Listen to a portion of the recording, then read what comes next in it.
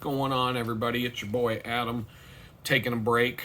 I've been working for about 3 or 4 hours on creating thumbnails for YouTube videos on a friend of mine, his channel that I'm managing his content with. It's a lot of backfill. This is taking a lot of his existing content that he's just kind of hodgepodge together over some years, but never really took it seriously. And I'm trying to take what he has and build something from it so that he can get into a regular rhythm of doing what I do, putting out daily content, weekly content, that kind of stuff. And it's going well. Nothing, no snags. I've had a few software bugs. Nothing new under the sun there. QuickTime Player on the Mac is a piece of trash.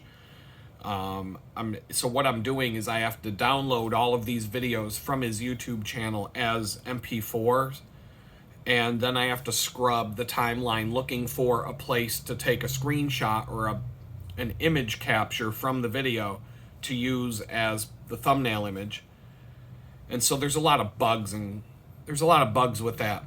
The option to copy an image from a still frame of the video appears and disappears at will in the QuickTime Player. It's buggy garbage software. That's all it is. Software. It's weird. I was having a conversation online with somebody over the last few days, kind of back and forth, about how hardware, computer hardware is becoming so powerful. Especially with all this AI, the quantum computing, and all the stuff. The hardware has become outrageously powerful compared to anything we've ever had in the past. And the software has become outrageously bad and buggy and trash and just non-functional, and the companies that make it are just trash. I use an app called Notion. I'm going to start doing reviews on some of this stuff. Just customer service, to give you the thumbs up, just kind of put it out there of which companies give good service and which companies don't based on my experience. I'm going to start with T-Mobile. There's an app called Notion that I use. I pay for it every month. It's like $12 a month. I use it enough. I use the paid features enough to make it worth paying for. I somewhat rely on this app. I used to use an app to take notes called Evernote. And Evernote, and I paid for it. I paid a yearly subscription for years to use it. And over time, this app became buggier and buggier and buggier. And it finally got to the point where the app is completely unusable. It's bad. It's really, really bad. It used to be brilliant. It used to be a great app. And I could talk about it some more, like why I liked it and, why I started using it. The biggest thing was I started using online note-taking apps instead of paper, because paper disappears. You could take a shoebox full of notepads and put them in a closet somewhere, but if you have to look up something from 2 years ago, good luck. How are you going to sort through all that? So Evernote was basically like a garbage can that you can throw anything into, and you can find in this blink of a... If I needed to find some note or some software, say I got a new computer and I'm installing software, and all of a sudden there's like a serial number for a piece of software from 3 years ago, 4 years ago. And I need, how am I going to get that back? Evernote, boom, there it is. So, but the software became completely unusable. And the problem, I couldn't find a replacement for Evernote. And I had to get into this mindset of there is no replacement for Evernote that will replace everything Evernote does. But everything that I use Evernote for, there's another piece of software that does either as good of a job or better, but you're going to have to diversify and take all the things that you used to do in Evernote and split it out among 4 or 5 different apps. So you need a new... I just started using Keynote for slideshows, informal slideshows at work, Evernote was really good at creating like informal slideshows, like PowerPoint slides that you would use in a meeting or a Zoom meeting with 10 people, or you're turning your notes into slides instantly. Started having to use Keynote to do that. I started using Notion to take text-based notes and just general notes about things. And Notion has a very powerful database building tool. I used it to make an accounting system. I have an image database of all of my photography. It's pretty intense. You can build really complicated relational databases without having to write any code. So that's a gain. That's something Evernote didn't do that Notion does. But Notion is full of bugs. And when you report the bugs, they literally just tell you to go fuck yourself. They don't care. They don't care. I have a pretty significant bug that I'm dealing with in that app. When you're typing, the app will skip the second key that you type. So if you type cat, you'll get CT as the result instead of cat. That's a pretty significant bug, but they're always adding new features, AI bullshit. They came up with this new email system. Like they're just adding a bunch of shit that nobody wants. But then you go on their message boards and you find out people have been complaining about this keyboard issue where it skips the second thing you type for between 2 and 5 years. And you email, and I'm telling you, this is every single time I email this company about a bug. They gaslight you. And they just basically, they turn around and they say, well, there's nothing we can do to help you because you won't give us what we need. They'll just say, you have to take a screen recording of it. And I'm like, there's no screen recording of me typing on a keyboard and getting a result on this. Like, they'll just find a way to blow you off. They won't fix any bugs. They've never fixed a bug. There's never been a bug that I've reported that's been fixed. They'll tell you, close the app and restart the app, reinstall the app, go to the web version, go to the app and, the mobile app, and bug will be everywhere. And they'll just gaslight you until they can finally get you to stop bothering them about it. They will never, ever, ever, ever, ever fix a bug. And when you look this up and when why is Notion support so bad? It's the number one complaint people have about that software on Reddit and forums all over the internet. Everybody hates that company because when you have a problem, they don't care. They have no phone number to call. All they have is an email address that you can send your problem to. There's one guy who tracked on Reddit. He was having a problem, like a significant work blocking bug, and he reported it every day for like 6 months straight. And they just told him to go fuck himself. Like, they don't care. They flat out, these software companies, the only way they'll ever fix a bug is if people start quitting and stop paying them. And so you have to find a workaround for it.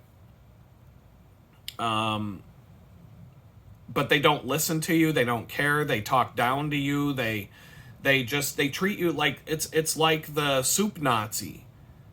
That if you don't like something, he tells you to go fuck off, no soup for you. That's how these companies act nowadays.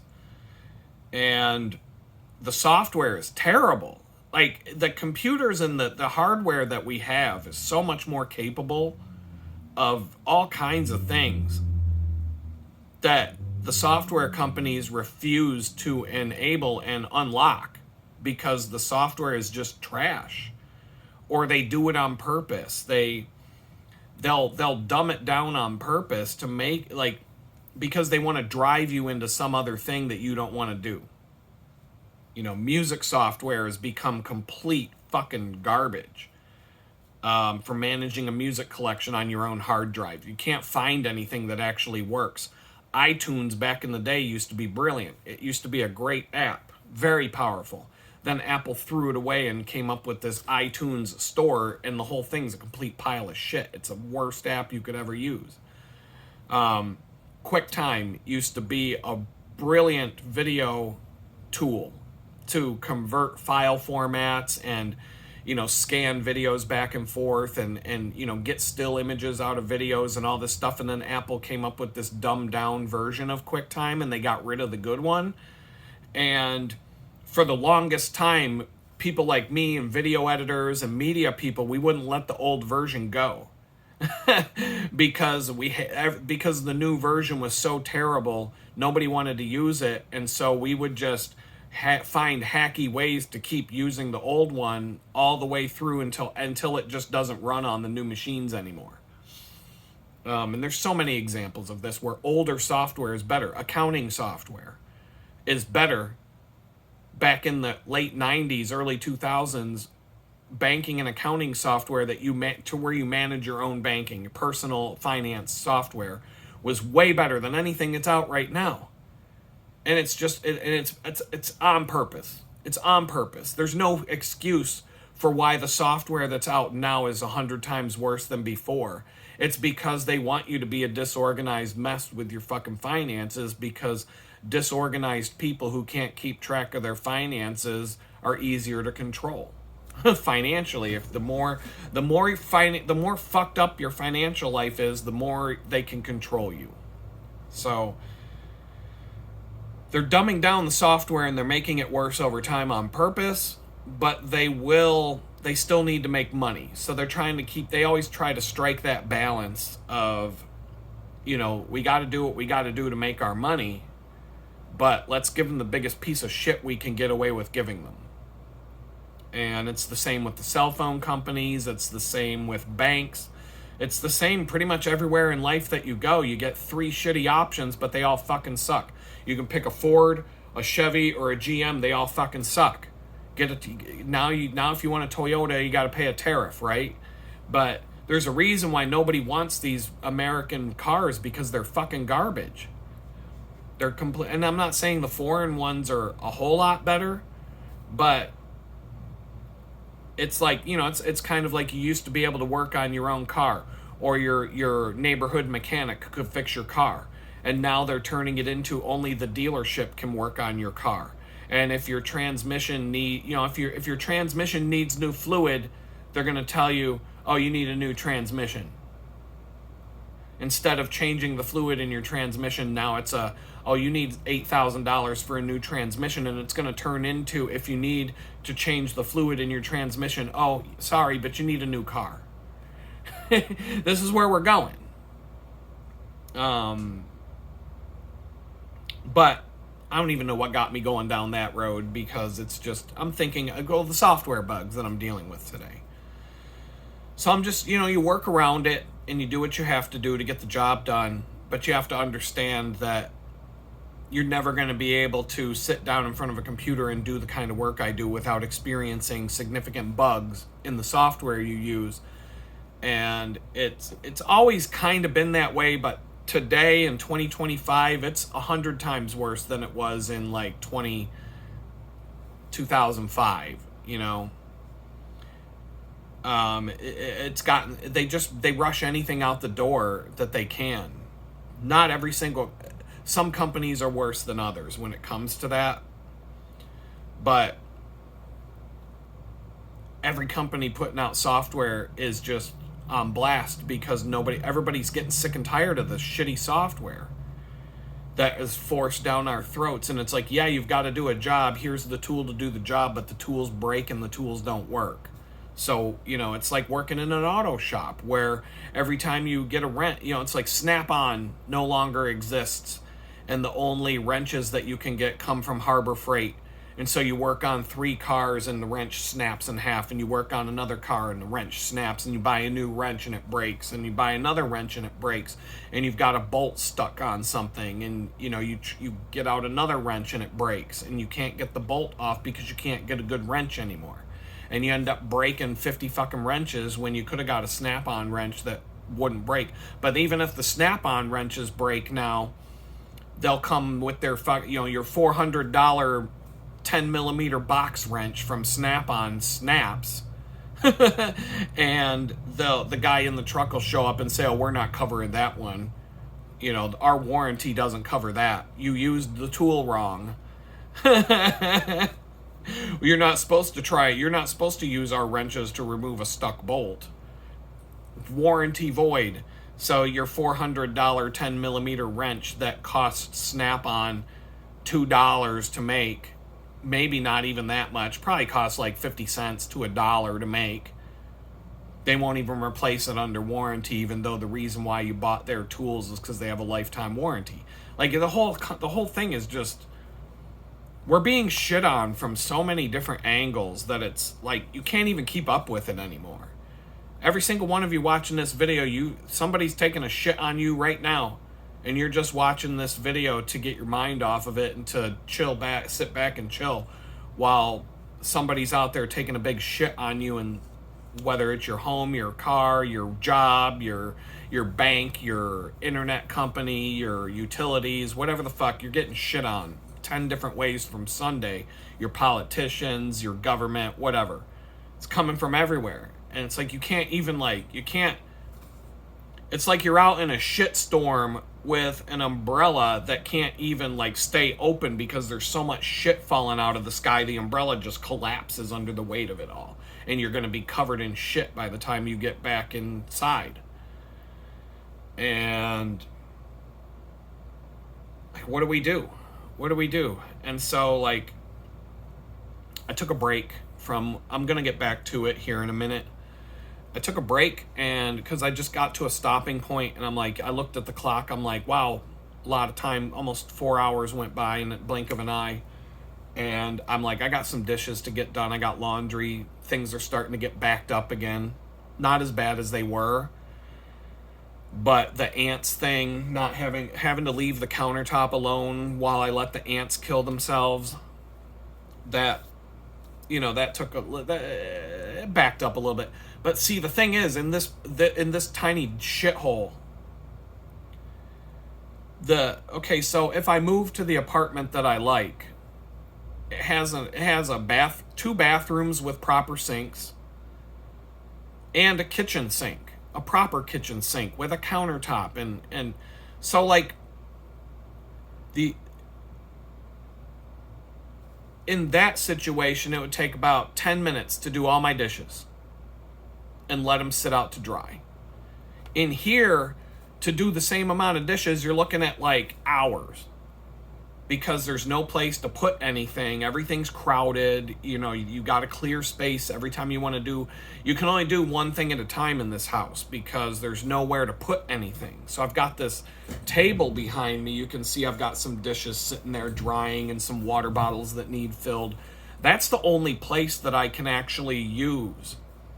And I've got a couple of other spots that I can use to like put stuff on as I'm working on something. But the sink, the sink in this place is a bathroom sink, and it's on a pedestal, and it's all crooked anyway. There's no backsplash. There's no, like, just washing dishes. Water goes all over the fucking place because there's no counter. There's no backsplash. So when the water splashes around from washing dishes, it goes all over everything. The floor, the walls, the mirror, the toilet, everything gets covered in water. So everything in this place takes longer than it would take in a real place to live. I'm not even saying I need a dishwasher. That would help immensely, but that's not something I would expect to have in a place like this. It would take up room. But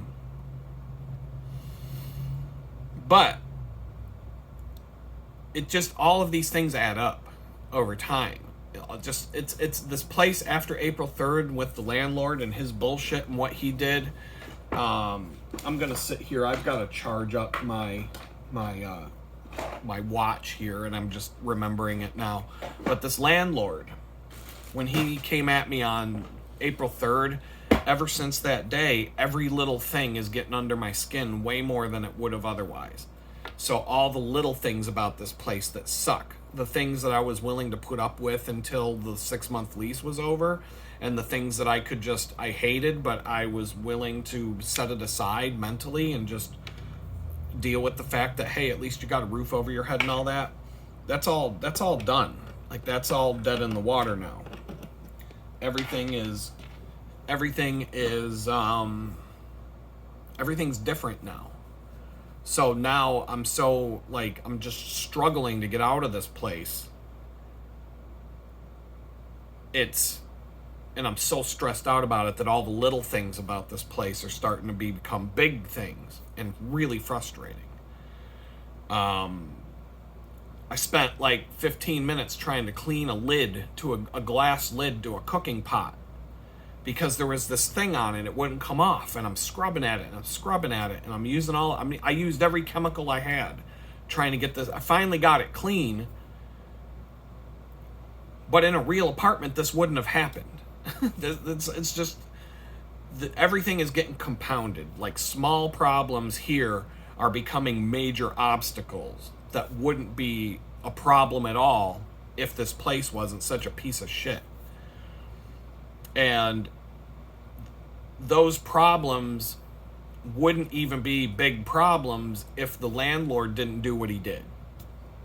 And so, but now I'm over it. And when you reach that point where you're just like, I'm fucking done with this, you just start to get more frustrated about things that you normally wouldn't give that much of a shit about.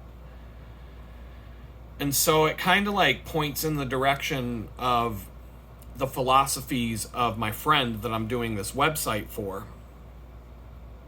The website I'm working on right now is about, he's trying to be like a life coach kind of a thing. He wants to help people. He wants to help people like me be able to figure things out and get through their struggles and all that. And he's learned a lot of stuff based on things that he's been through in life. And, we have a lot of similar beliefs. We don't align 100% on everything, but we definitely get along, and we're both able to, he can say anything to me and vice versa, and it's not gonna be a problem. But he talks about the 3 things you need to have in your life. And if any of these 3 things are out of whack, your whole life is going to be out of whack. And he talks about your food. Number 1, your food that you eat, the thoughts that you have and the thoughts that you dwell on, and your environment, your surroundings. And if one of those 3 things goes out of whack, the rest of it's going to go out of whack. And I have a similar philosophy that I picked up on years and years ago. I would say I was around early 30s when I first heard someone say this, and it stuck with me. But for me, it's your health, wealth, and relationships. If your health, wealth, and relationships are all in check, then you'll be happy and your life will be in the right direction, and you'll be having a good life. But if any one of those 3 things falls apart, the other 2 are coming down with it. And so my struggles in life are because, it's like spinning plates. It's like a clown in a circus running around spinning plates on a pole.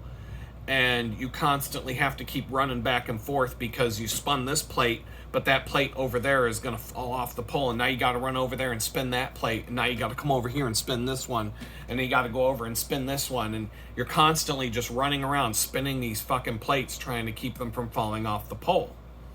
And so your health, wealth, relationships, if your relationships fall apart, your wealth and your health will go right down with it. If your wealth falls apart, you're definitely going to lose all your relationships because nobody wants to be around someone who's poor, especially women. They don't want to be around a man who lost all his money. If your health goes down the toilet, you can guarantee people are going to leave. Your money's going to go down the toilet because your health won't support you working to make the money and to continue all of that, and it's all gonna it's a vicious circle. It's in a downward spiral. So you kind of have to work on the one that's the farthest.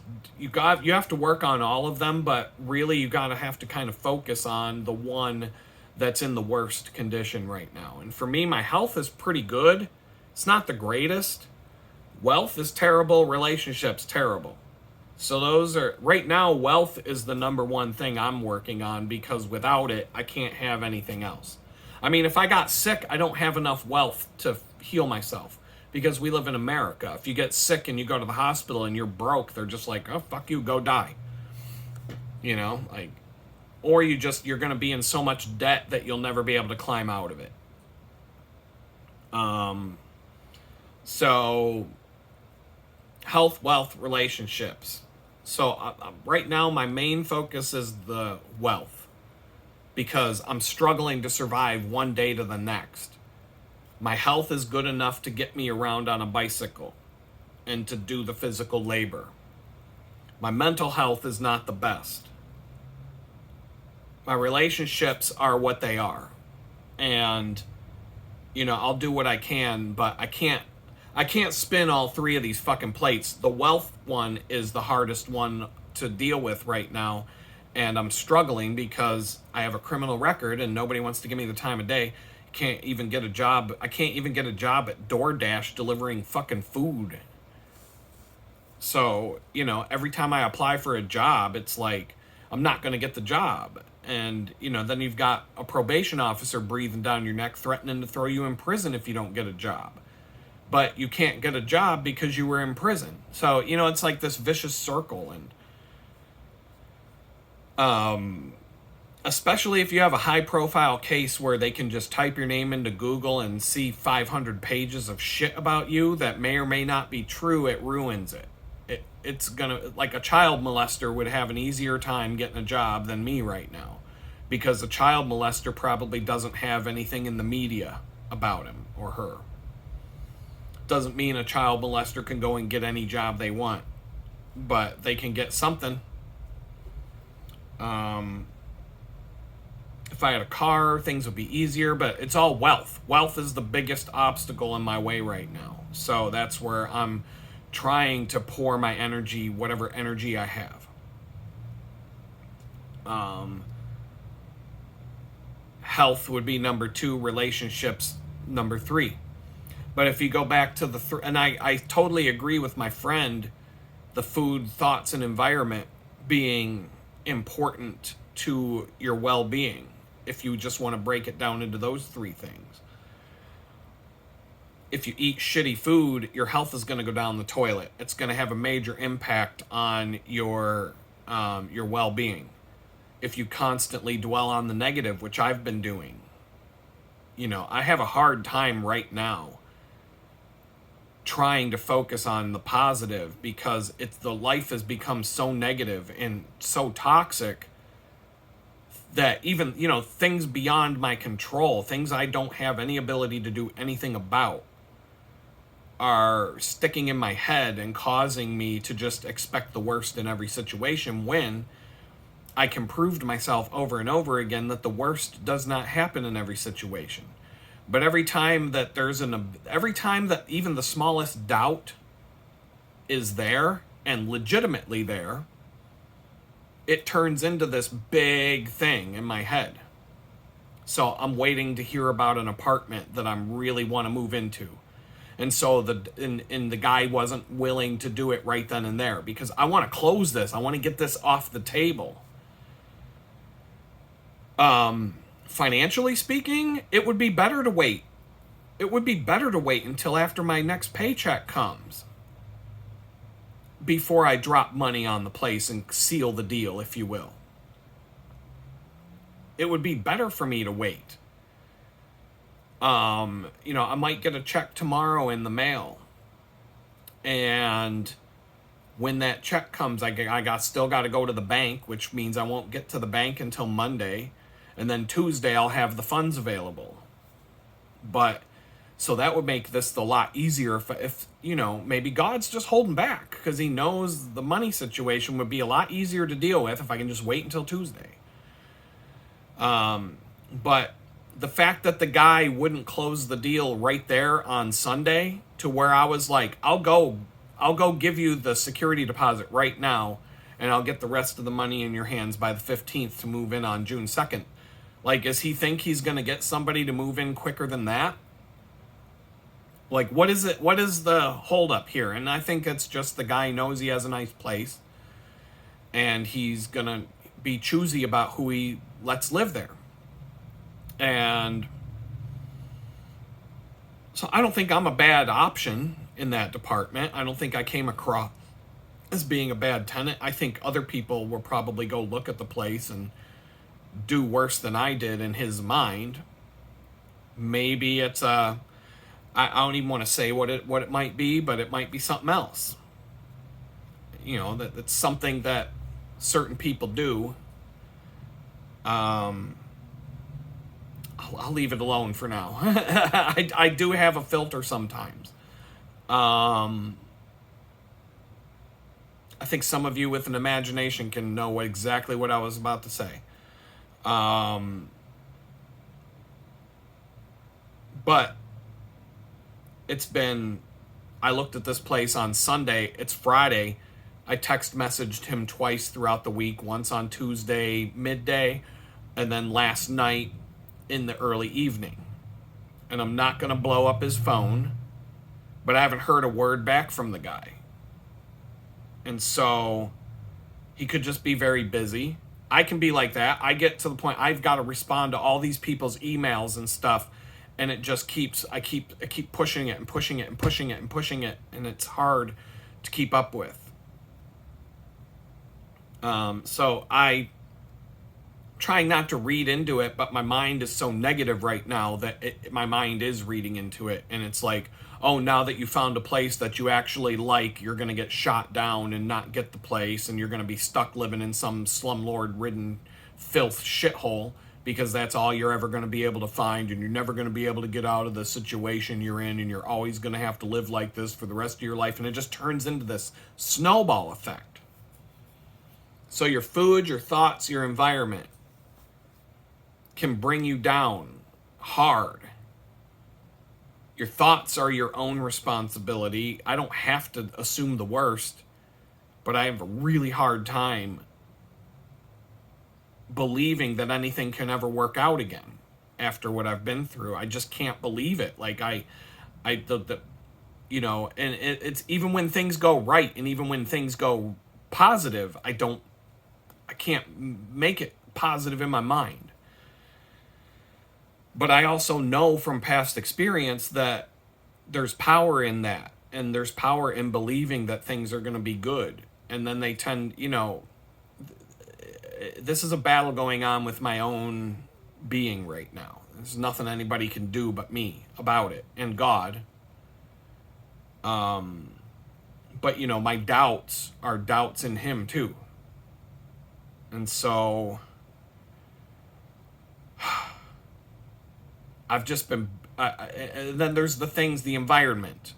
The environment basically consists of all the things that you have absolutely no power to control. I don't have any power or authority in any way, shape, or form to control what a slumlord does to his shithole slum rental unit. I don't have any power over that. I took him at his word when I moved in here, and he pretty much just shit all over that. Did like 2 things he said he would do. And he's been a complete piece of shit ever since April 3rd. And he's driving me out of here, and I can't wait to go. And it's a stress ball of money and hell and disruption and everything else, but there's really nothing I can do about that. There's nothing I can do about the landlord that I went to see on Sunday with the place that I actually like. He's going to make a decision. I don't have any. The only thing that's in my power is to just let him know I'm interested without being a prick and blowing up his phone and just see where it goes. And it may not go my way. But I don't have the ability to make him do anything he doesn't want to do. I have bookmarked all of the ads of all the places I've looked at. Every single place that I've looked at since I started looking is still available, going all the way back to the beginning of April. None of these people have been able to get renters for their properties. And they're all better places than I'm in right now. All of them would be a major improvement over where I am right now. I can see why they would still be vacant a month and a half later in some cases. But, each one I can see why it hasn't been rented. Each one has a different reason why. But this one that I looked at on Sunday, it's probably, I feel like it's the one that everybody's going to want who goes and sees it. It's going to be like, oh, wow, I really want this one. But it's a little pricey, so maybe, maybe the money will drive some people away. I don't know. It's at the top. It's at the very top of what I could afford. And the only reason I could even think about affording it is because the utilities are included. And it comes with internet. At least I can use the guy's Wi-Fi, however fast it is out in the garage. And I'll bring my T-Mobile with me. And so I'll have 2 internet options. We'll see how it goes. And then if I really need to, after a month or two, if I really need something better, I'll talk to him about allowing me to have AT&T install a second line. And it probably wouldn't even be that, he probably wouldn't be opposed to it, because now that allows him to, it gives him something else to talk about to a prospective tenant in the future.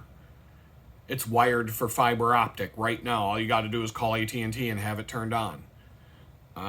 That's a good selling point. So I don't think, there's no... But anyway, food, thought, and environment. Because of the shit show going on with this landlord, my food has gone down the toilet. I'm trying not to spend a lot of money at the grocery store. I'm buying garbage food that's easy to make. Fucking ramen noodles, pasta, mac and cheese, chili dogs, just like anything easy, quick, and so I've not been buying salads anymore. I haven't done anything healthy. Nothing. I haven't eaten any healthy food since April 3rd, for sure. I don't know when the last healthy meal was before April 3rd, but after April 3rd, I have not eaten healthy at all. So we're going on a month and some, 3, 4, 5, 6, 7, 8, 9, 36 days without eating healthy. Just garbage. And they say garbage in, garbage out. So I'm turning in, you are what you eat. I'm turning into garbage food. Doesn't matter how much I ride my bike or how much exercise I'm getting right now. I'm just going to be a garbage pile, because that's what I'm eating, is piles of garbage.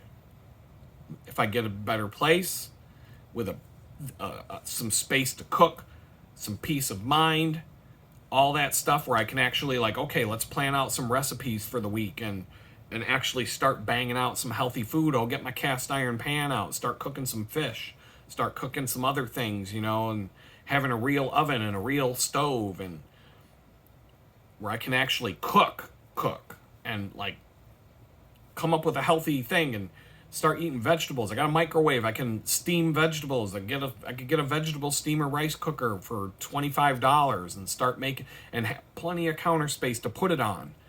All the different things that I want to do. But now I'm in survival mode. So I'm going to the grocery store and just getting the bare minimum. I got the same list every time I go to the grocery store, because I'm just get this. And when it runs out, get more, and just eat. Just survive until you move. Is where my mindset's just turned into survival. Survive until you move. That's all I'm doing. And it totally sucks. And I can't go to the grocery store and walk away without spending at least $100. You barely get anything for $100 at the grocery store anymore. Some of the things that you need are so expensive now, it's outrageous. I know eggs have come down in price, and Donald Trump is oh, everything's getting cheaper. Yeah, everything's cheaper if you're a fucking multi-billionaire. You can afford to go grocery shopping when Mar-a-Lago is your second home. But when you're fucking broke, no, you can't afford to eat. Not in this fucking dump. So I'm just, I'm just taking it one day at a time. But your food, your thoughts, your environment, the food is toilet, the food is crap, the thoughts are bad, the environment's bad. Really, the only thing out of the 3 that I have any power over are the thoughts, because that's free. It doesn't cost anything to change my thoughts, right? It will cost a lot more to eat healthy than it does to eat shitty. That's why they do it. It's why you can go get a double cheeseburger at Burger King for $2, but a piece of fish is like $10. You know what I'm saying? Like, it costs a hell of a lot more to eat a salad than it does to eat pasta.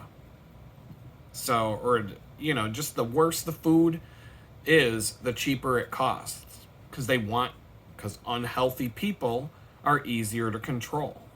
Why do you think everybody in this country's fat? Man, I saw, like I showed you, I still got to take a note. I'm going to do it right here while I talk. I'm going to go right into in fact, I'm going to go, let's see. Oh shit, that's the wrong app. Don't need to open up apps I don't need. Open. Already had to reboot my computer today. Let's see. I am going to go in here. I'm just going to put a note.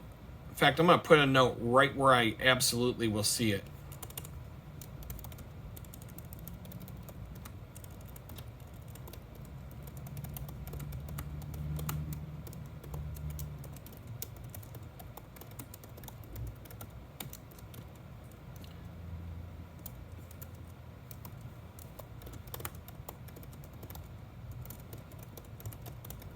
All right, so I'm just making a note to myself to grab the photo of what I looked like in January of 2022, like fat. Like, I looked at I'm like, there's got to be something going on with the camera lens. I'm not that. I never was that fat. And then I start opening up other pictures and other videos, and I'm like, how did I even have a girlfriend? I was like, holy shit, I looked like the Stay Puft Marshmallow Man with my face all boom. Like, it was crazy fat. And I'm like, holy crap, I didn't even realize at the time how fat I actually got. And just, like, that's why I've got all these, like, folds on my neck and stuff, because I lost all that weight before I came home from prison. And even though I've gained... I came home from prison and I'm about, let's say, 17 pounds heavier than when I came home from prison right now.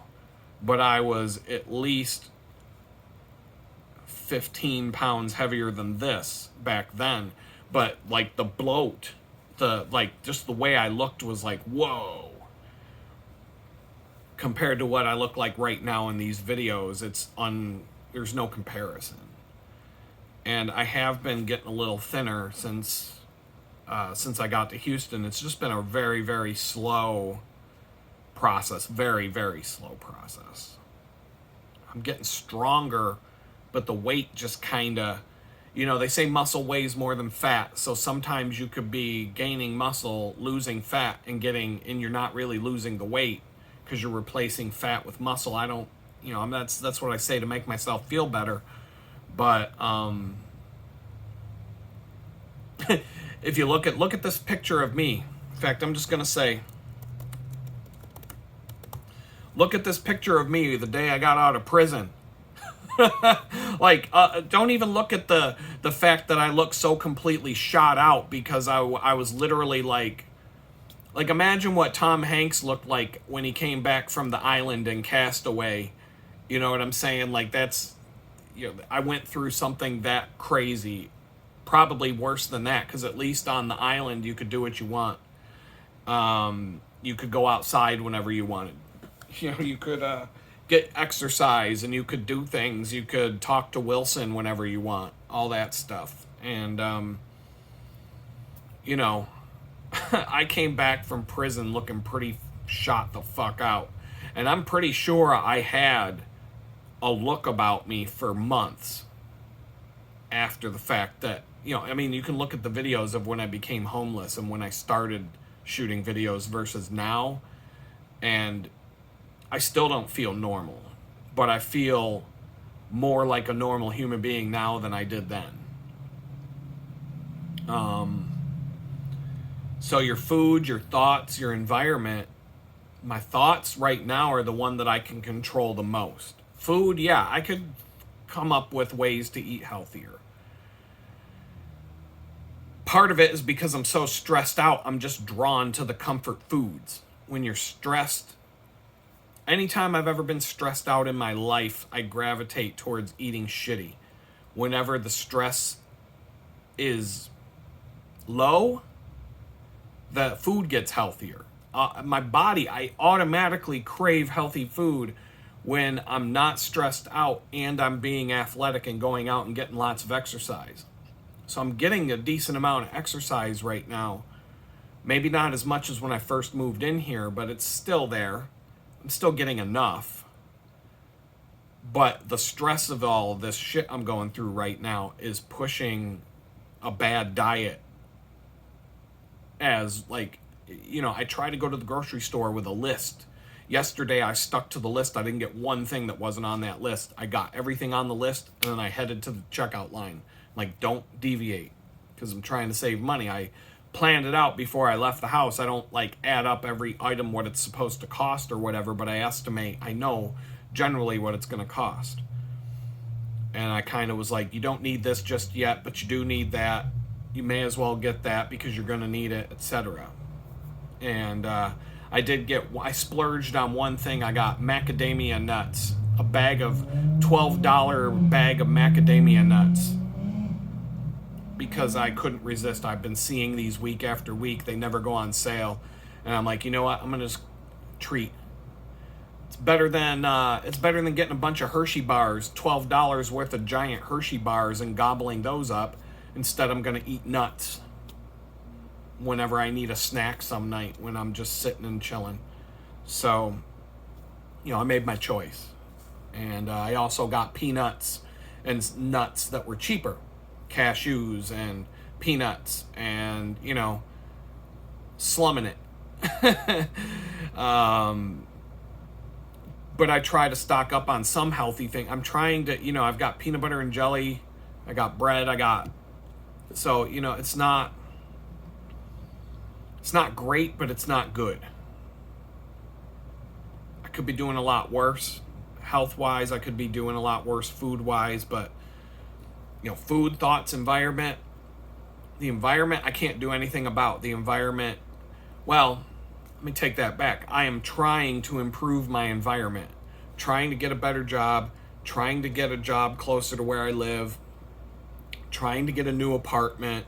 All of these things are environmental, and I can improve my environment, but it's not completely in my control. It's not, you know, I can't just go wherever I want. I'm on probation. I say that every video, and then go ahead and leave the comments below about, how about just pack up and move to Austin? It's so much better there. Or, why don't you just move back to New York? Why don't you move to Pittsburgh? Why don't you move to California? Why don't you move to Alaska? Why don't you move to Florida? Because I'm on federal probation and I can't just go wherever the fuck I want. So, but I'll get 10 comments between me saying this and when it actually goes live. So I'm already anticipating the comments that people are going to leave before they leave them. No, I'm not going to go to truck driving school and become a trucker, because that's not in the cards. I've talked about that more than once. I've beat that dead horse enough times. So I'm just going to have to make something. It's going to have to figure something out. Once I figure out my living situation, I'm really not looking for a job in my neighborhood now, because I don't know if I'm going to be in the neighborhood. I don't want to get a job walking distance from this tiny house and then move into a place that's 25 miles away and go right back to having a 25-mile ride for my commute. So I'm just going to keep things status quo for the time being. If I move into this place that's less than a mile away, then I'll go back to looking for a job that I can walk to or ride a bike to quickly. And then I'm going to go and look for a temp agency. I'm going to apply to all the temp agencies and tell them that if they can get me a job that's close to where I live, that's bikeable, I would be willing to do that, especially if I can make $20, $25 an hour. That would be helpful. and then I'll just do my freelance around it. And, you know, as long as the distance isn't crazy, but, you know, it's just one day at a time. I can't do anything else. Health, wealth, relationships. My health is pretty good, but the food's gonna bring it down. My health isn't as good. You know, it's kind of hit or miss. I don't need to go see a doctor. The wealth is in the toilet, but there's potential. There's lots of things that could potentially change there. I'm putting all of my eggs in that basket. Or if I had 50 eggs, 45 of them are in that basket and the other eggs are in the other 2 baskets right now, because that's the one that can unlock the other 2. Relationships, it is what it is. That was destroyed after I went to prison, and I really can't do much to rebuild that until the other 2 are solved. Until the wealth is solved. The wealth can unlock everything. Food, thoughts, environment. I can change my environment, which will help. Changing my environment will do probably the most good of all. Thoughts. You know, I can work on trying to be more positive and just be grateful. I do. I sit here and I get into a point where at some point in the day, I'm like, I gotta just make a list of everything you're grateful for right now. That way, and it makes a difference. It makes a big difference in my whole perception of everything going on around me. It's like, well, at least you got this, this, and this, and this, and this. And you are better off than you were a year ago in so many ways. And it's just stick it out. You're going to make it to the finish line. It's just, you're in the Tour de France and you're in the Alps. You're in the Alps right now. You're climbing the mountains and you're going up and down and up and down and up and down, and you're riding 200 miles a fucking day against a bunch of dope cheating, you know, douchebags.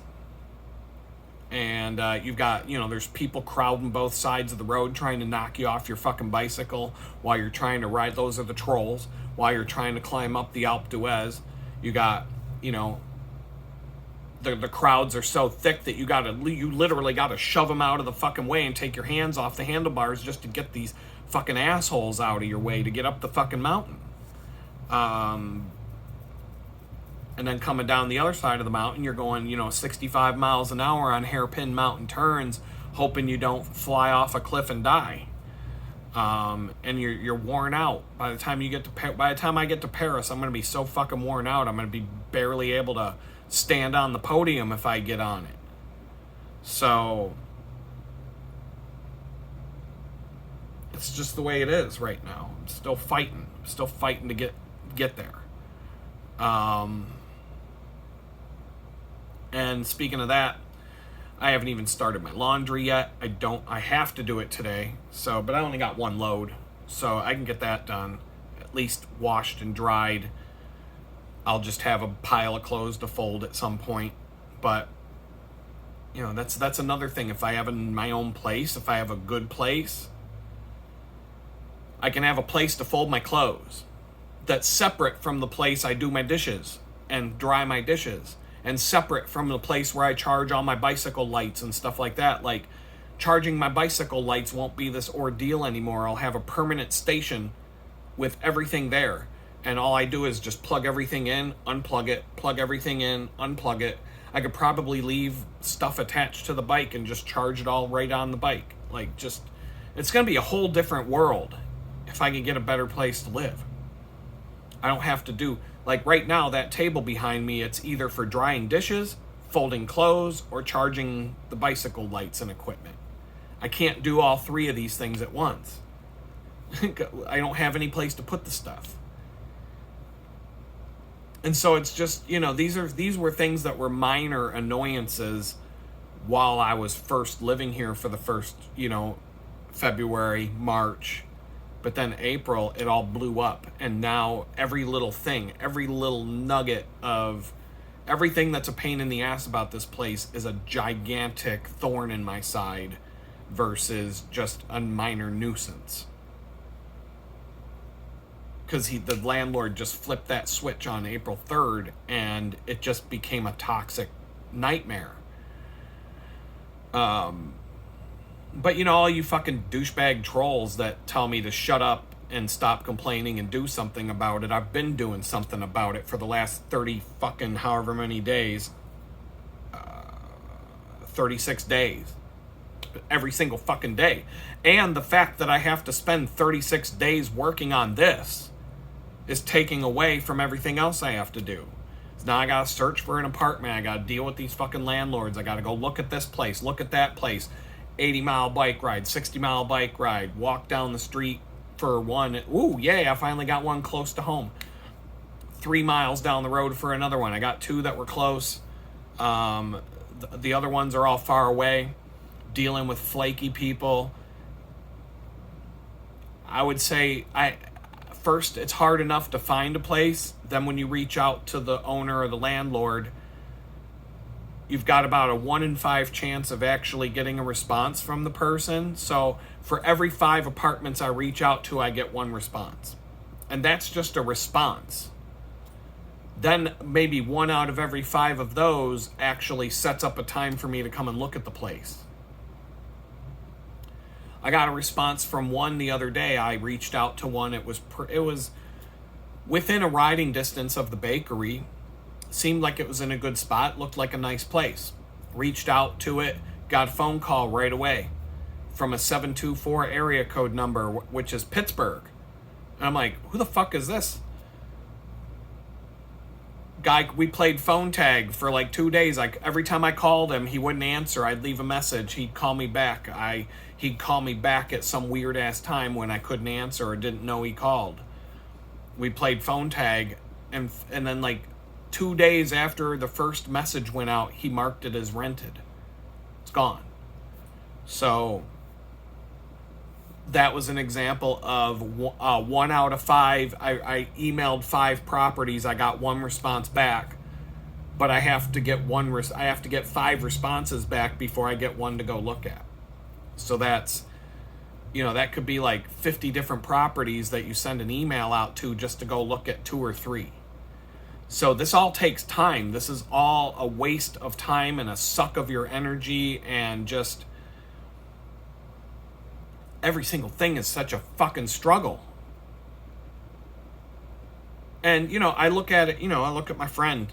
They moved down here. Him and his wife, they started looking for a house. They went through absolute hell trying to find a house down here. All the liberals that ruined California are fleeing California now so that they can find other states to ruin. And a lot of them have moved to Houston, and they're gobbling up all the houses, because all these houses that they left in California are worth a fortune, so they sell those houses, and now they've got tons and tons of money to buy a cheaper house here in Houston, and because the property values aren't as much as they are in California, and so they're outbidding everybody who wants, all the real people that want to live here are getting outbid by these scumbags from California that are buying up everything around here. And so he told me about how they put a bid. They were about to buy a house, and I don't know how the whole thing works, but they got outbid. Somebody offered 30%, 40% more than what the asking price of the house was to take it out from under them. And they weren't willing to go above the asking price. So they're competing against people who are coming in from California who are literally willing to bid 50% more than the asking price of a house just to take it out from under anybody else who's trying to get it. And the asking prices of the houses around here are basically going market value, or maybe even more than market value. And these dickbags from these liberal assholes that ruined California, they're going to pay 50% more than the market value just to be able to find a place to live, so that they can ruin Texas and drive this place off a cliff. And so they were just fighting and fighting and fighting, trying to find a house for months. And then they finally found a house that was almost brand new. Somebody lived in it for 6 months and decided to put it back up on sale. And they got the house for under the asking price. Like, they got a really good deal on their house. But they're just like, do it. do it now, do it now, do it now. Like they were just so sick of the game that they finally just were like, but they finally got it. They had to go through some shit though to get it.